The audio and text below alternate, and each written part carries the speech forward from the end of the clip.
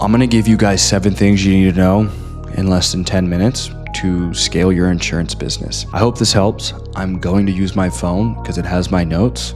So if you want the notes, just DM me, I'll send them to you. All right, so number 1, is the offer good? So the measurement of your offer is actually your OPI. So your OPI, the fancy way of asking yourself or measuring is your offer good, is the offer power index. All this simply means is what rate of people look at what you're selling and say, it is absolutely a no-brainer for me to buy this. Now in insurance, this is why it is so important for you to have access to more than one product, all of the products ultimately in the marketplace, so you can have access to the best products. If you're limited, typically captive models are, if you're limited to one product, it's gonna be very hard to compete with the marketplace. So you gotta ask yourself, do I have the right product? Is it the right fit for the client? And is there a clear reason for them to do this now? That is the indicator of your OPI. Number 2, how much does a lead cost? CPL, cost per lead. This is what does it cost you to get a human to answer the phone or sit down and listen to you in regard to what product service you're selling. For those of you watching this video, more than likely it's life insurance. But to calculate your CPL, you're gonna take your ad spend and you're gonna divide that by the leads, the humans that said, yes, call me, come to my house, sell me the product or service, or I'm interested in the product or service. So this could be Meta ads, this could be Google ads, this could be mailers, referral incentives, incentivizing individuals to give you referrals. A low CPL means nothing if no one buys. Number 3, how much does it cost to get a client? So this is the CAC, the cost of acquiring a customer. So the CAC is the total marketing.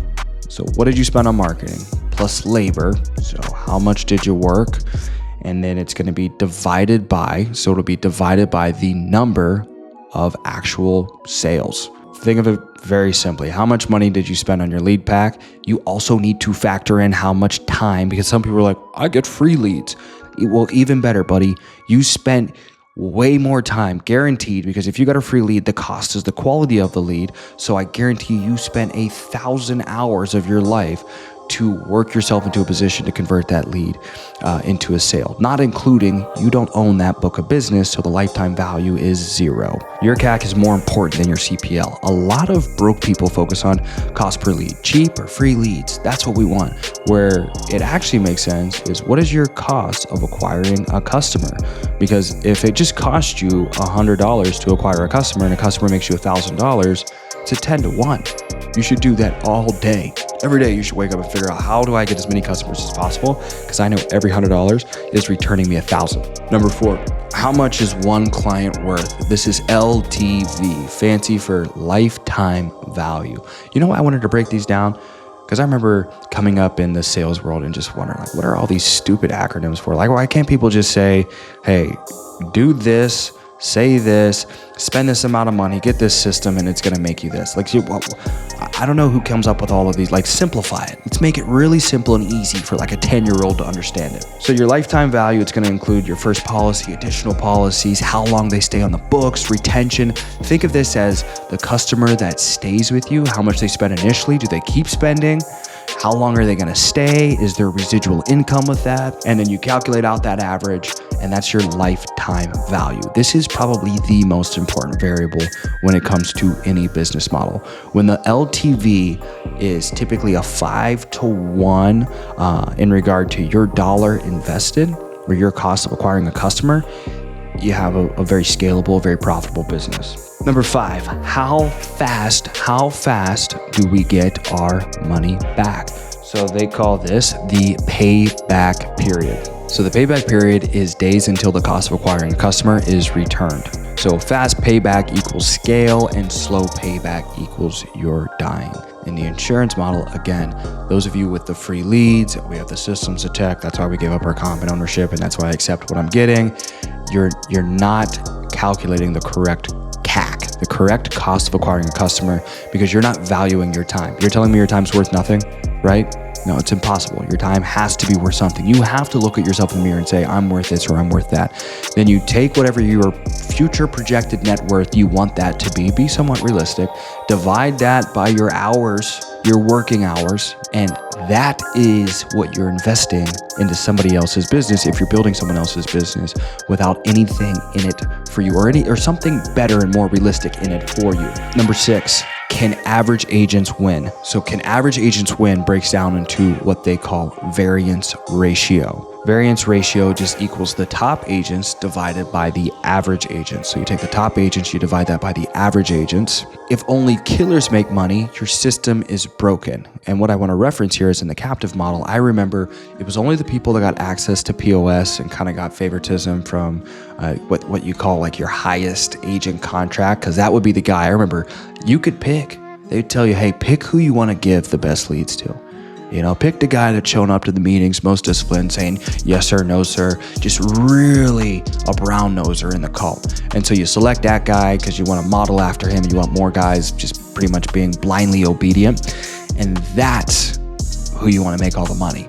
Now, when you work in a business model where the producer is rewarded and prioritized first, and ultimately it's an even playing field, a very duplicatable system. People have access to the same leads, unlike in the captive space. People have access to the same systems, the same products, all of it, the same states and territories. Then the variance ratio is good.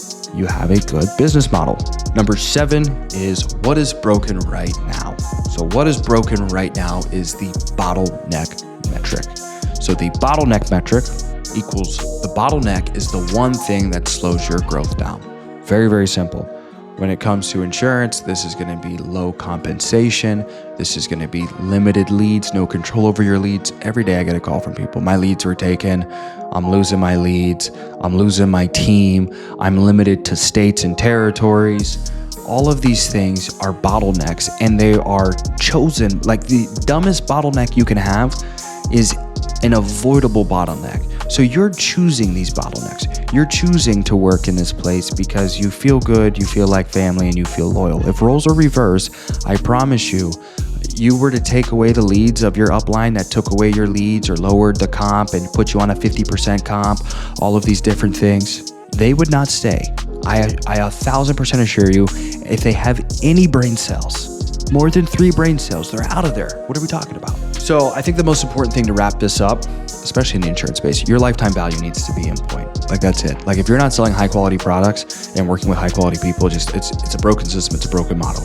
I can tell you from years of experience, from being in the captive space for almost 6 or 7 years. And let me say this, I learned a lot, sold a lot of insurance, made a lot of money, especially being in my early 20s, multiple 7 figures, lived on a couch for half that time, just working 24/7, helped a lot of people make some good money and learn some good foundational fundamental skills. I put it like this, your middle school wrestling coach had a season in your life where they taught you good basic fundamentals to that sport, but they are not the major league coach. They are not the major league mentor. And I think a very simple thing when it comes to business or operating in your space, get coaching from the richest guy. Copy the richest guy. In the insurance space, if you are watching this and you're not following or working with people that are headed towards that direction of jet money, multiple 9 figures, you're in the wrong vehicle. If you like my content, like, share, subscribe, comment. If you have ideas on what I should talk about, just shoot me a DM on Instagram. It's